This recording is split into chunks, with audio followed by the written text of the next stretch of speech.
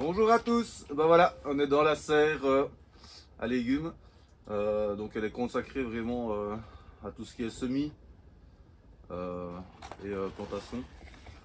Aujourd'hui ben, je vais vous faire une petite vidéo sur les choses que je vais mettre en place pour cette fin d'hiver jusqu'au 21 mars, parce que j'ai énormément de choses encore à faire. Je vous ai fait une petite liste, ça devient structuré hein, les petites vidéos. Et donc voilà, c'est juste pour vous mettre au courant, voir la charge de travail qu'il y a quand même à faire sur un terrain comme ça, et avec beaucoup d'idées et beaucoup d'envie aussi, sur la biodiversité, créer en milieu propice à la faune, à la flore, et aussi pour plus tard, recréer le sol pour savoir enfin cultiver des houblons, quoi. Mais bon, on verra cette année comment ça évolue. Donc là, je vais commencer à vous citer tous les points que j'ai prévus pour jusqu'au 21 mars. Donc il y en a pas mal, j'aurai pas mal de taf. Donc si vous voulez venir m'aider, vous pouvez me contacter. Ah oui, toujours, j'oublie toujours ça. N'oubliez pas de mettre un petit pouce, vous abonner à la chaîne et pour vous, pour continuer à me suivre quoi, sur mes différents projets, les différentes étapes de l'avancement de la houblonnière. Donc voilà, je commence ma petite liste. Alors, pour la zone potagère, donc ici, ça concerne les deux serres, les nouveaux bacs potagers que j'irai vous montrer après, l'aménagement de tout ça, quoi, de toute la zone potagère. Donc aujourd'hui, ce que je vais faire après la petite vidéo ici, c'est déjà ranger les serres, parce qu'il y a du brol. Il y a tout des pots que je dois acheter qui sont tout cassés et tout. J'ai des sacs de terreau un peu partout qui sont vides. Et donc voilà. C'est toujours mieux de travailler dans un environnement sain, rangé. C'est quand même plus motivant quoi, que d'arriver et de voir tout du bazar partout. C'est pas le top du top, quoi. Ça motive pas trop. Donc aujourd'hui, rangement. Démarrer les semis précoces, mais ça ce sera pour le 10 février, je pense. Il faut voir avec le temps. Donc qu'est-ce que j'appelle semi-précoce?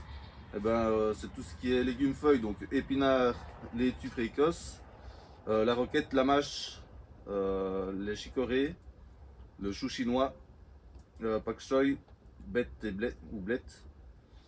Donc ça c'est vraiment des semis que je vais faire ici en serre, quoi. Sûrement avec un petit voile de forçage. Pour être sûr que ça ne gèle pas s'il y a une grosse gelée en moment. Tous les légumes racines, donc carottes précoces, là j'ai choisi la nantaise ou l'Amsterdam, je vais y arriver. Donc ça c'est en semi-direct, sous serre. Commencer les radis, les betteraves, donc variété D3 ou Chogia. Les navets précoces et le céleri rave, même si à mon avis je ne vais pas en mettre parce que j'aime pas trop le céleri rave.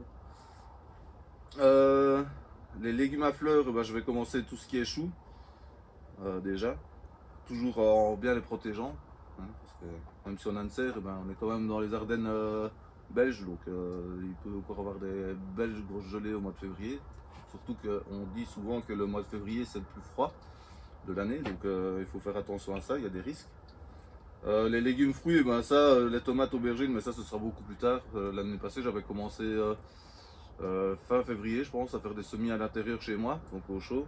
Mais bon, elles ont envie de filer et elles n'avaient pas assez de lumière. Même avec mes petites lampes horticoles, ça ne servait pas à grand chose, quoi. Donc ça il ne faut pas aller trop vite pour les tomates et tout ce qui est fruits méditerranéens. Plus pas méditerranéen mais exotique. Donc ça ce sera vraiment au printemps, quoi. Ce sera pas avant mars que je vais faire les semis ici pour ce genre de légumes, mais là je l'ai mis sur la fiche de février parce qu'on ne sait jamais ce qu'ils peuvent prévoir. Donc tout ce qui est légumineuse, donc les fèves, les pois, ça ne craint pas le froid. Donc ça on peut faire directement en poké en pleine terre, mais moi je préfère les faire en petits pots. Comme ça j'ai plus de chances que ça prenne. Tout ce qui est herbes aromatiques, tout ce qui est persil, ciboulette, cerfeuil, coriandre, thym, ça on peut on peut déjà les démarrer parce que déjà le thym c'est une croissance très lente, donc vaut mieux s'y prendre assez tôt. Et le persil aussi c'est assez lent. Et donc ça ce sera vraiment aussi dans des petits pots. Des petits pots P9 comme ça. Comme ça ils ont déjà pas mal de place pour développer leurs racines. Et comme ça au printemps je peux déjà les remettre en terre, quoi. Donc voilà pour les légumes. Et pour tout ce qui est fleurs, parce qu'il faut aussi penser aux auxiliaires, donc nos pollinisateurs, aussi les plantes qui attirent les ravageurs, les petits ravageurs, les insectes, donc pucerons et tout. Donc là il y a la nette que je vais pouvoir faire, la sauge, ça j'ai déjà des plants de sauge, donc je vais plutôt faire des boutures au printemps. Alors les semis, il y aura la bourrache que je vais pouvoir démarrer, la capucine, la facélie, mais ça ce sera en plein champ, mais je sais pas. Je sais pas si je vais en faire en godet ou quoi, pour moi ça sert à rien. Les soucis, les tagettes et la menthe, mais la menthe ça c'est pareil, je préfère faire des boutures, ça va plus vite et on a une plante déjà plus vigoureuse. Donc voilà pour le côté maraîcher, quoi. Donc après les semis, je dois terminer les bacs potagers, je vais vous montrer aussi. Quand j'ai terminé les bacs, c'est finir de les monter, les remplir avec les trois niveaux, donc avec des branches dans le fond, avec de la paille, après du compost et une couche de terreau pour facile à travailler. Et voilà, et mettre aussi la petite bâche pour retenir un peu la terre des bacs, parce que j'ai laissé pas mal d'ouverture entre mes planches. Donc si je mets la terre comme ça, après 3 grosses pluies, il n'y a plus de terre dans le bac, quoi. Alors niveau du hangar, il faut que je le range aussi. C'est comme ça revient sur le premier point que j'ai énoncé. Je dois finir le bardage. Tout ce qui est torchis, ça ce sera pour le printemps, comme j'ai expliqué dans la précédente vidéo. Il faut attendre qu'il fasse meilleur, moins humide, parce que sinon ça pourrait ça pourrait un peu moisir et après c'est pas top, il faudra refaire des réparations. Donc vaut mieux faire les choses bien du premier coup. Même si là j'ai vraiment je suis impatient, donc j'ai envie de commencer ces murs en torchis, mais voilà. Ça ne sert à rien. Tous les soirs, je me dis non, Tom, ça ne sert à rien, tu vas devoir recommencer au printemps. Donc voilà. Et ah oui, et mettre une tôle en inox en dessous du poêle, histoire de ne pas avoir le feu, parce que moi j'ai toujours peur avec le feu. Donc voilà. Alors pour le champ, il y a continuer les plantations. Je vais vous montrer après. Il faut que je paille toutes les plantations que j'ai fait cet hiver. Donc j'ai pas mal de mètres à faire, j'ai 270 mètres de paillage à mettre, donc c'est assez conséquent. Il y a les greffages de pommiers avec Thibaut. On a pas mal de pommiers sauvages qu'on doit greffer. Et surtout on doit aller, je vous expliquerai, on a un gros chantier d'élagage de fruitiers, donc on va récupérer toutes les boutures pour les greffer, pas les boutures mais les greffons. Après faire les palissades des petits fruits, donc vous allez voir après j'ai toutes les vignes où je dois tendre des fils, des câbles pour les faire monter, et j'ai planté des mûriers de Chine et des mûriers sans épines, où là il leur faut un support pour monter, pour pas qu'ils s'étalent et que ça foute la pagaille un peu dans la belle zone fruitière que j'ai fait là. Du coup ça, il faut que je fasse des boutures de saule aussi dans les haies que j'ai plantées. Comme le saule est fort vigoureux à la première année de la bouture, comme ça, ça remet un peu de concurrence et ça met un peu du volume dans la haie qu'il faudra un peu de temps pour qu'elle monte. Et voilà, en plus ça gère l'eau et après c'est un arbre que je peux tailler à fond dedans pour remettre au sol et créer de la matière. Donc que du positif pour le saule, mais par contre il faut savoir le gérer, quoi. Il faut faire attention. Alors, les boutures de saut, j'ai dit. J'aimerais bien planter du bambou traçant, moi, ici. Toujours en faisant attention de ne pas déranger les voisins. Comme sur les côtés, c'est des pâtures où ils fauchent. J'ai pas envie de foutre la merde dans leur terrain. Donc, je vous montrerai où je vais l'implanter. Mais du coup, c'est une zone qui est vraiment fort humide. Vous allez voir après. Et du coup, il faut que je crée une butte. Mais en créant cette butte-là, il faut que je fasse attention de laisser circuler l'eau pour que ça aille dans le bassin de rétention. Sinon, eh ben, ça veut dire que je remonte le problème qui est là dans le fond au début du terrain, quoi. Donc, il faut que je réfléchisse vraiment très bien comment faire. Vraiment créer une micro-forêt là pour faire une bonne éponge et pour que l'eau circule plus facilement, quoi. Mais en faisant attention avec la butte parce que évidemment une butte ça retient l'eau qui redescend, donc il faut faire attention. Alors après oui, il faut continuer la zone zen, donc continuer tout ce qui est toiture de la cabane en A. Il faut que je mette la bâche pour mettre les grands pavés et mettre de la grenaille au-dessus et délimiter les petits massifs avec les pierres. Donc il y a pas mal de taf dans ce coin là.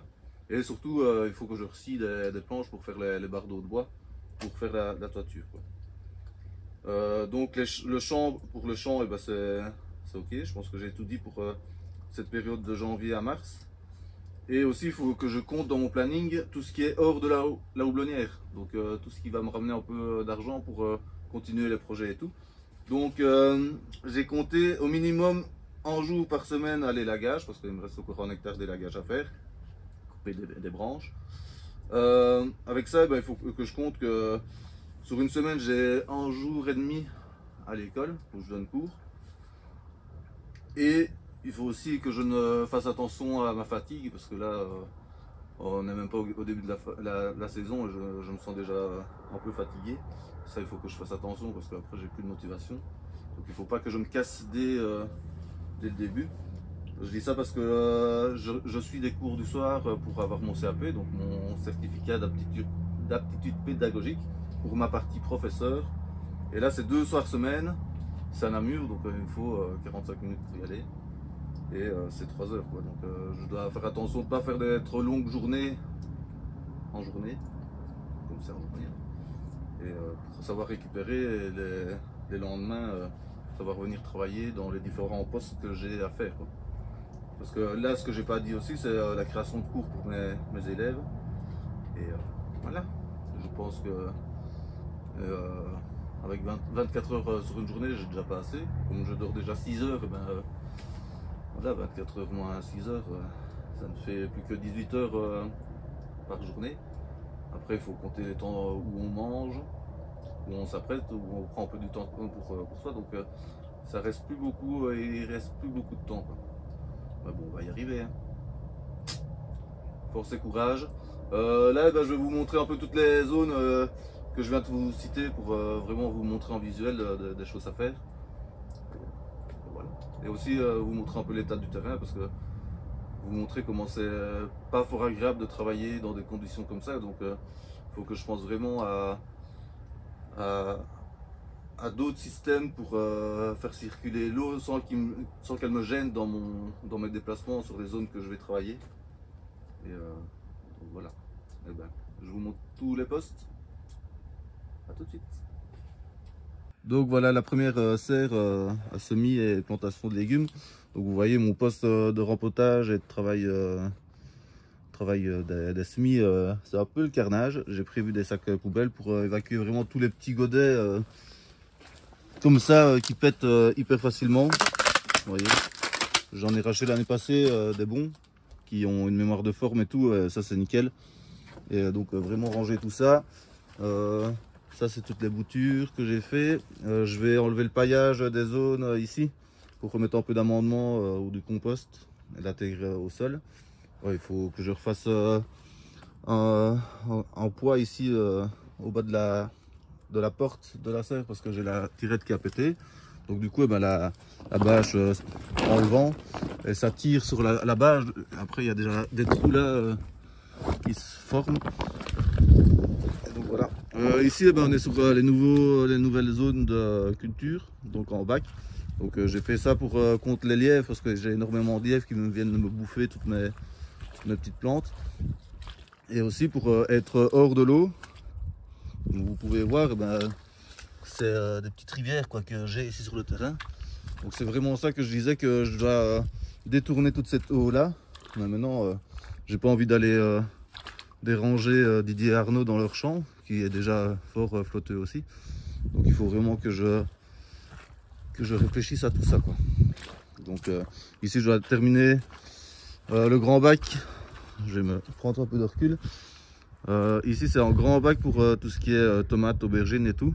Donc il faut encore que je coupe, que je scie des planches, que je les coupe pour faire une belle structure, mettre une bâche et mettre un toit pour protéger au maximum de l'humidité.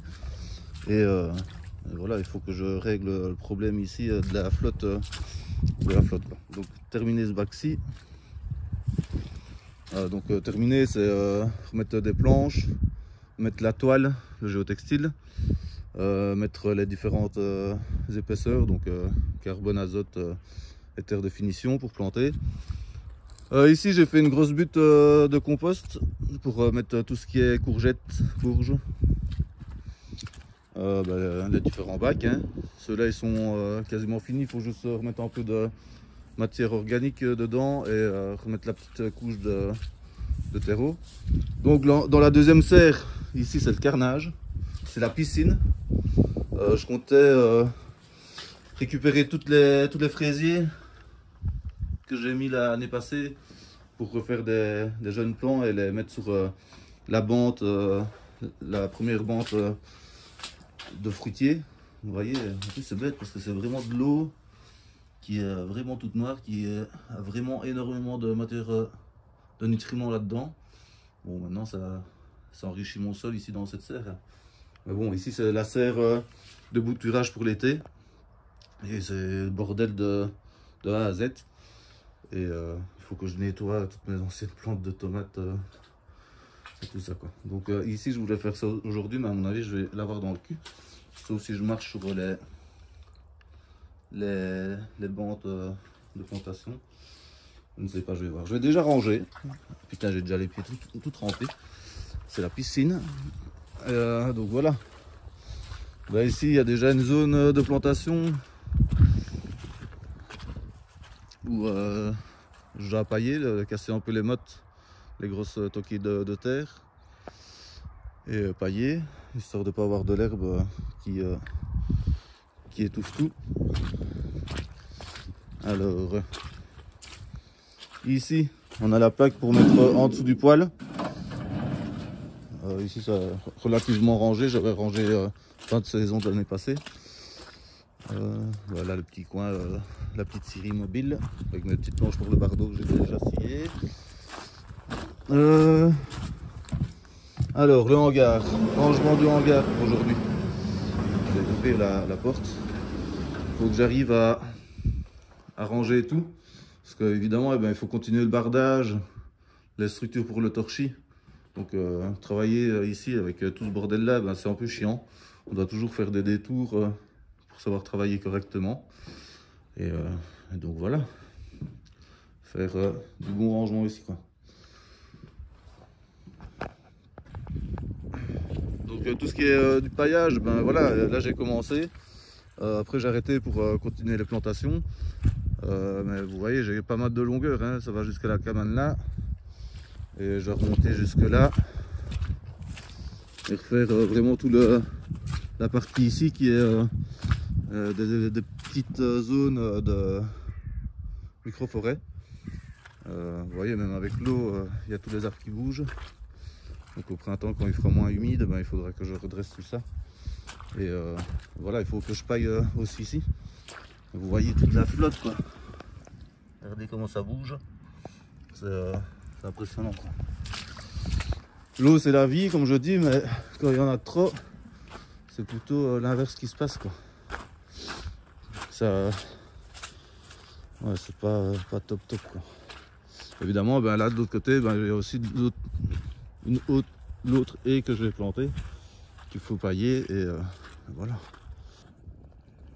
Alors ici, on est vraiment sur la bande fruitière qui est déjà la mieux accomplie du terrain. Parce qu'on a déjà des hauts fruitiers, donc des premiers pruniers. J'ai refait des boutures de cassissier entre les lignes pour vraiment essayer d'utiliser toute la place. J'ai mis du broyat. Et là, ce qu'il faut faire, dans la serre, l'année passée, j'ai planté une vingtaine de fraisiers Charlotte, donc des grosses fraises remontantes, que je vais planter ici en bordure tout le long, parce que j'en ai quand même pas mal. Et à l'arrière, il faut que je crée une palissade, parce que ici, tout à l'arrière, j'ai remis des murs de Chine, et des murs normaux, je ne sais plus. Donc ici, il faut imaginer que à partir du petit lilas qui est ici, je vais tracer vraiment toute une palissade pour que la mûre monte dessus, quoi. Et là, ce sera vraiment la zone la plus accomplie de fruitier, quoi. Donc voilà, c'est encore un beau petit travail à faire. Et oui, entre chaque mûrier, j'ai remis des topinambours. Voilà, c'est beau, tout ça, ce sera beau et tout. Il faut penser à la beauté, il faut penser au côté pratique des choses. Et voilà, petit mûrier. Donc là, c'est pas un mûrier de Chine, mais c'est un mûrier sans épines. Et voilà, ici il y a déjà le bon triangle de petits fruits. Donc il y a groseillier, cassaille et j'ai refait des boutures de cassissier aussi. Donc voilà, donc ça aussi, il faut finir. Ici, il faut que je replante quelques arbres pour vraiment limiter l'enherbement. Et mais là, voilà, j'ai refait des boutures de Fargesia, donc c'est des petits bambous non traçants. Et ici, voilà, on est sur la zone petits fruits aussi. Il faut imaginer que sur toute la longueur ici, je vais replanter des petits fruits. Donc ici, on a les vignes. On a 4 variétés de vignes qui sont assez précoces. Et donc il faut que je retende un peu les fils et je dois continuer, quoi. Donc à partir d'ici, je dois retendre des fils pour refaire les palissades. Et voilà, valou valou. Ah, comme c'est gai. Alors ici, on est sur le deuxième petit bassin de rétention. Donc c'est une des zones que je dois continuer à planter. Ici, j'ai mis déjà des zones.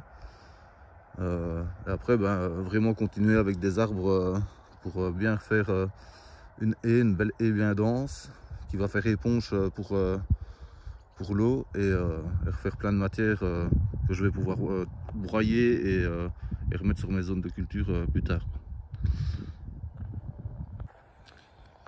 Et ben voilà, là on est sur la zone où j'aimerais bien créer une butte pour faire la micro-forêt avec les bambous. Donc vous voyez, l'hiver c'est inondé quoi.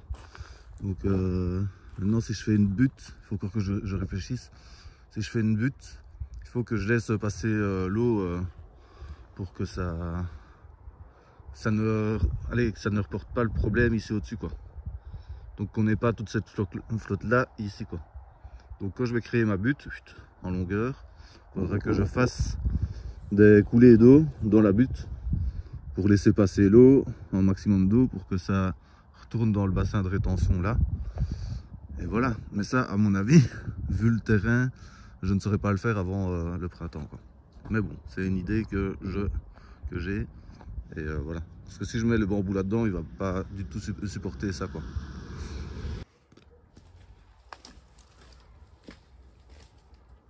Et ben voilà, on a fait le tour de la houblonnière, des différents postes. Je pense que j'ai rien oublié. Maintenant, plus qu'à ranger les serres. Et voilà. Moi, je me mets au travail. Et je vous mets un petit accéléré et voilà.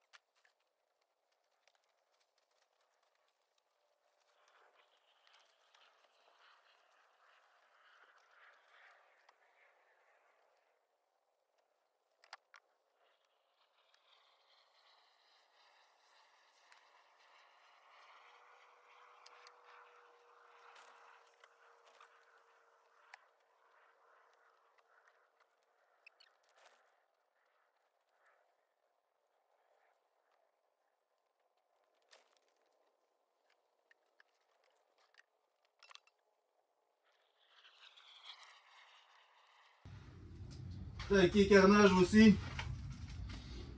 Oh, j'ai déjà les pieds tout mouillés. C'est ça que je vous expliquais. Le confort de travail. Bon, je vais évacuer tout ça, comme ça je pourrais venir mettre mes boîtes à semis ici. Oh là là, la piscine quoi. Une serre quoi.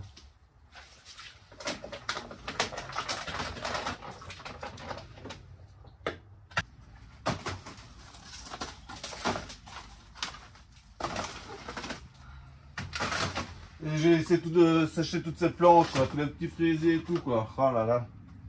Je vous jure, fond d'allure, hein. Fond d'allure. Elle est là mes sécateurs. Ça fait depuis des semaines que je cherche après mes sécateurs. Ils sont ici en fait. En fait.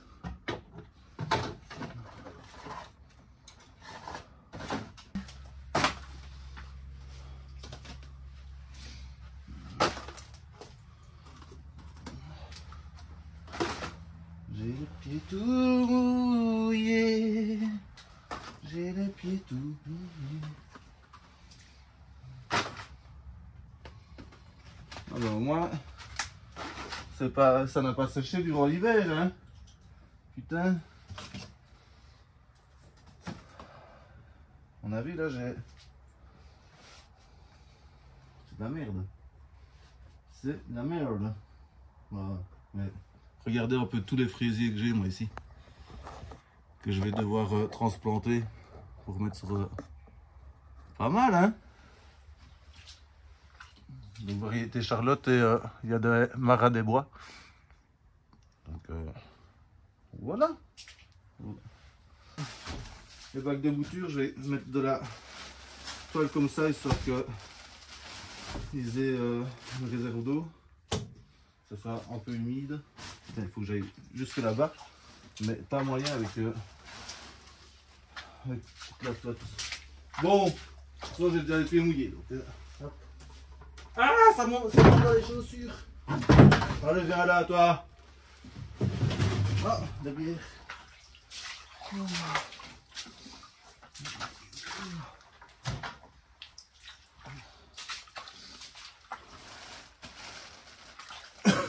J'ai les pieds tout mouillés. J'ai les... Oh merde. Tête de cul.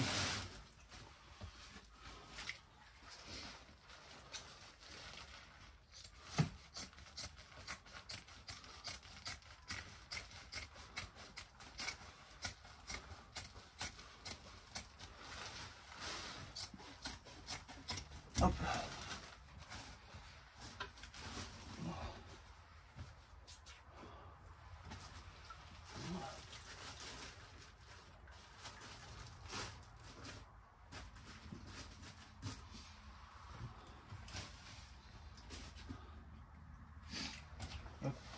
Là, on range direct. Faut essayer de ranger les choses directement. Hein. Sinon ça ne va rien. Ça repart vite au bordel sinon. Bon, allez. Je vais préparer les plantes.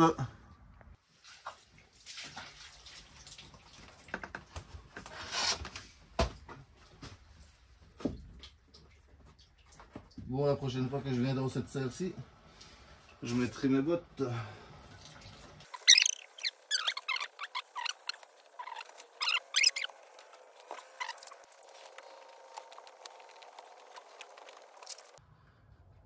Ben voilà, j'ai ramené le maximum de boutures que j'ai pu venir, que j'ai pu mettre ici.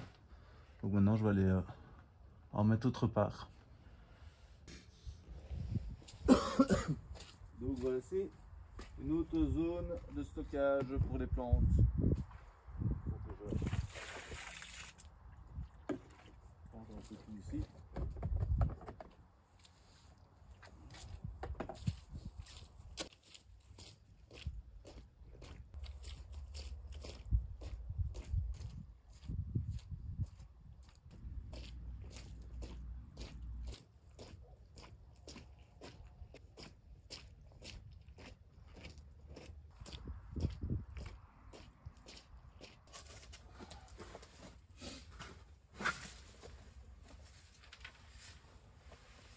Je suis déjà biaisé ce mois.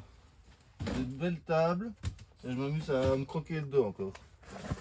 Comme ça, hop, j'ai un peu de place. On travaille à hauteur d'homme quoi. Ça sort du bureau, encore mal au dos moi. Ah ouais, je ne réfléchis rien.